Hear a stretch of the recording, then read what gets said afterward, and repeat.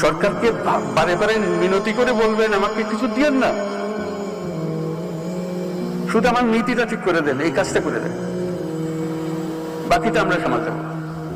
তাহলে আমাদের বাঁচোয়া, তাহলে আমাদের বাঁচোয়া। যেই সরকারের কাছ থেকে কিছু চাইতে আসে তাকে সন্দেহের চোখে দেখবেন, তাহলে জিনিসটা টের পাবেন।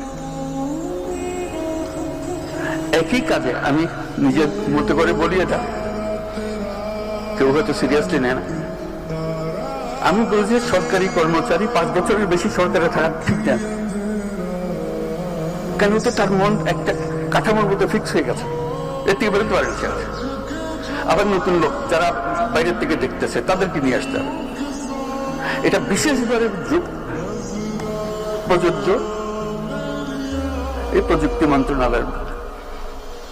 প্রযুক্তি মন্ত্রণালয়ে যদি এমন লোক আসে যে প্রযুক্তি সম্বন্ধে বোঝাপড়া হয়েছিল 30 বছর আগে, 30 বছর ছাড়া দুনিয়া পাল্টে যায়, তাকে ওই যেটা দিয়েছে সেটাই তার দোষ না, সেটা অনুভব করার সুযোগ পায় না। কাজে যে অনুভব করছে সে যেন আসতে পারে। প্রতিনিয়ত পরিবর্তন, প্রতিনিয়ত পরিবর্তন। নীতিতে আসো, নীতি ঠিক করো, নীতি বাস্তবায়ন করো, যেটা মানুষের কাছ থেকে আসবে সেটাকে দিয়ে দাও। কাছে সেই জিনিসটার দিকে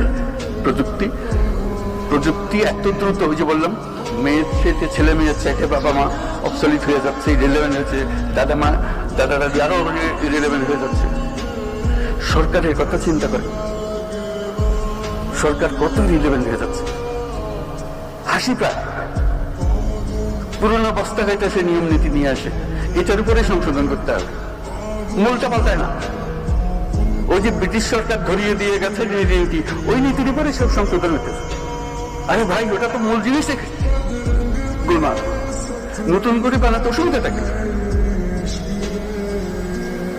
সেই পরিবর্তনে কেউ জানে, সব ঠেকার কাজ, আমার টাকার, আমার ঠেকার